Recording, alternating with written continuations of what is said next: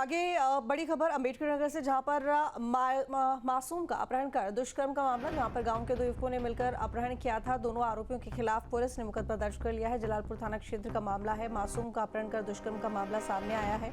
गांव के दो युवकों ने मिलकर अपहरण किया था। दोनों आरोपियों के खिलाफ पुलिस ने मुकदमा दर्ज कर लिया है। जलालपुर थाना क्षेत्र का मामला है, जहाँ पर एक मासूम का अपहरण कर दुष्कर्म किया गया। और इसके साथ ही बता दें कि आरोप गाँव के ही दो युवकों पर लगा है। दिल्ली के जंगपुरा इलाके में बुलडोजर एक्शन, मद्रासी कैंप में अतिक्रमण पर कार्रवाई। 300 से ज्यादा झुग्गियों को हटाया जा रहा है। कोर्ट के आदेश के बाद झुग्गियों पर कार्रवाई भी जारी है। तो ये बड़ी जानकारी आपको दे रहे हैं।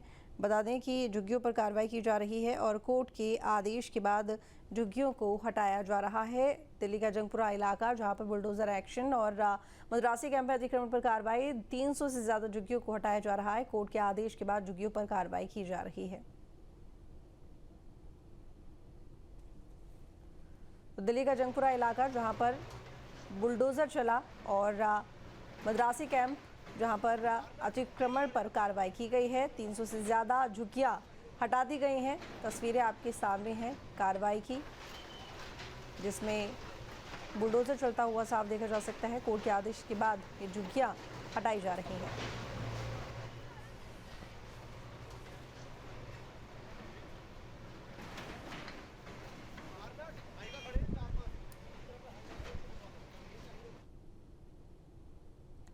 वाराणसी के 80 घाट पर गंगा आरती के दौरान अचानक बिजली गुल हो गई, जिसके बाद लोगों ने मोबाइल की फ्लैशलाइट जलाकर माहौल को रोशन कर दिया। इस अनोखे अंदाज में घाट पर पूजा संपन्न हुई। तो ये बड़ी जानकारी, वाराणसी के 80 घाट पर गंगा आरती के दौरान अचानक बिजली गुल हो गई, जिसके बाद लोगों ने मोबाइल की फ्लैशलाइट जलाकर माहौल को रोशन कर दिया।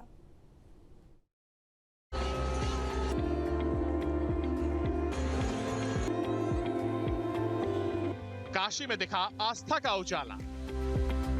आरती के दौरान कटी लाइट, मोबाइल की रोशनी में हुई गंगा आरती, मोबाइल की फ्लैश लाइट से माहौल हुआ रोशन। अनोखे आयोजन ने सभी को भाव विभोर किया। काशी का 80 घाट एक बार फिर आस्था और जन सहयोग की मिसाल बना, जब गुरुवार शाम गंगा आरती के दौरान अचानक बिजली गुल हो गई। लेकिन इस बाधा ने श्रद्धालुओं की आस्था को ना तो कमजोर किया और ना ही आरती की परंपरा को रुकने दिया। घाट पर मौजूद लोगों ने तुरंत मोबाइल की फ्लैश लाइट जलाकर माहौल को रोशन कर दिया और आरती पूरे विधि विधान के साथ संपन्न हुई। कई पर्यटक जो पहली बार गंगा आरती देखने आए थे, उन्होंने भी इस नजारे को अकल्पनीय और आध्यात्मिक रूप से अद्वितीय बताया। कुछ लोगों ने इस दृश्य को अपने कैमरों में कैद भी किया, जो अब सोशल मीडिया पर वायरल हो रहा है। गंगा किनारे रोजाना होने वाली आरती काशी की पहचान बन चुकी है। सैकड़ों श्रद्धालु और सैलानी हर शाम इस दृश्य के साक्षी बनने घाट पर जुटते हैं। गुरुवार को भी कुछ ऐसा ही दृश्य था, लेकिन जैसे ही घड़ी ने 6:45 का समय पार किया, घाट की सारी बत्तियां अचानक गुल हो गई। करीब 1.5 घंटे तक बिजली नहीं आई, यानी 8:15 तक पूरा घाट अंधेरे में डूबा रहा। इस बीच आयोजकों और श्रद्धालुओं ने हार नहीं मानी। मोबाइल की रोशनी में आरती की गई और इस अनोखे आयोजन ने सभी को भाव विभोर कर दिया। हालांकि इस घटना ने बिजली व्यवस्था को लेकर के प्रशासन की पोल खोल दी है। Team news state.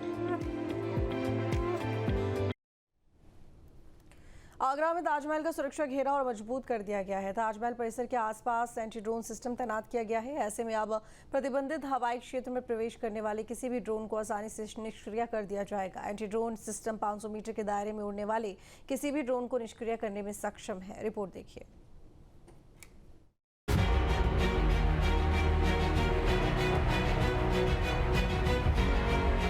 ताजमहल की सुरक्षा अब जमीन से लेकर आसमान तक सख्त कर दी गई है। यहाँ का एयर डिफेंस सिस्टम मजबूत किया गया है।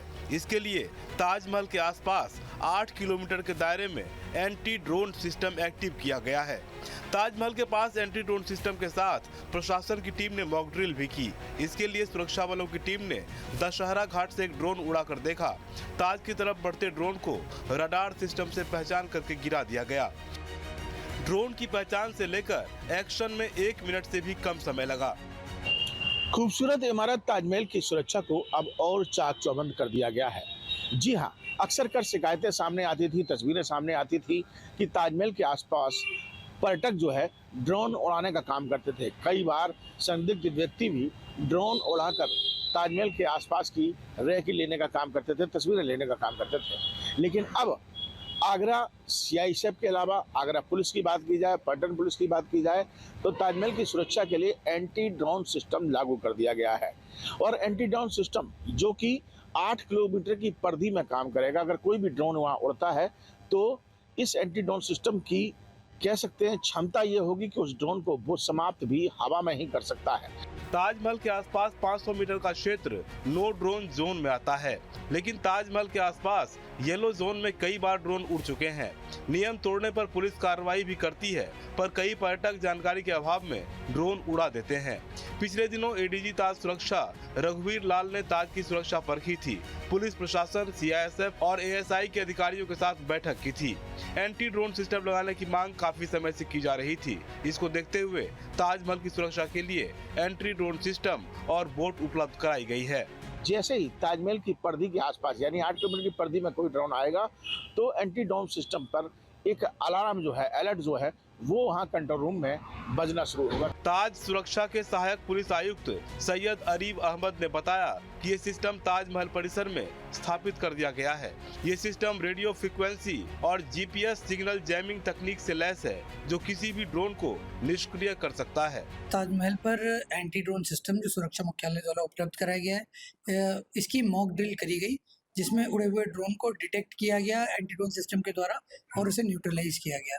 ये सिस्टम लगभग 8 किलोमीटर के अंदर की रेंज में जितने भी एरिया है जहां से ड्रोन उड़ रहे हैं उनको डिटेक्ट करता है। जिस लोकेशन से वो ड्रोन उड़ रहा है उसको भी डिटेक्ट करता है, ड्रोन की करंट लोकेशन भी डिटेक्ट करता है और 500 मीटर की परिधि में आने वाले सभी ड्रोन्स को न्यूट्रलाइज भी करता है। वाराणसी से खबर, जहां पर बीएचयू में नर्सिंग स्टाफ पर गंभीर आरोप और भर्ती मरीज के अटेंडेंट के साथ यौन शोषण की कोशिश। अटेंडेंट के साथ नर्सिंग स्टाफ ने की यौन शोषण की कोशिश। लंका थाने में दी गई तहरीर पुलिस जांच में जुटी हुई है। तो ये बड़ी खबर आपको बता रहे हैं वाराणसी से, जहां पर बीएचयू में नर्सिंग स्टाफ पर गंभीर आरोप लगे हैं।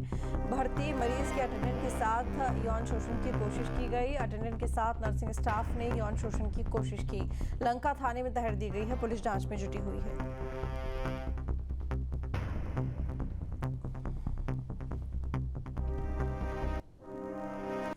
यूपी के 51 जिलों में आज बारिश का अलर्ट जारी किया गया है। पिछले 24 घंटे में मेरठ, प्रयागराज में तेज आंधी हुई है और यूपी का सबसे ठंडा शहर मेरठ तो सबसे गर्म प्रयागराज रहा है। तो उत्तर प्रदेश में 51 जिलों में आज बारिश का अलर्ट जारी किया गया है। 24 घंटे में पिछले मेरठ और प्रयागराज में तेज आंधी देखी गई है। यूपी का सबसे ठंडा शहर मेरठ तो सबसे गर्म प्रयागराज रहा है। जहाँ भक्ति है हर शब्द में, कथाओं में छुपे हैं दिव्य रहस्य और ज्योतिष देता है जीवन को दिशा। धर्म से जुड़ी हर बातों को जानने के लिए हमारे चैनल स्तुति को सब्सक्राइब करें। चैनल पर जाने के लिए इस लिंक पर क्लिक करें।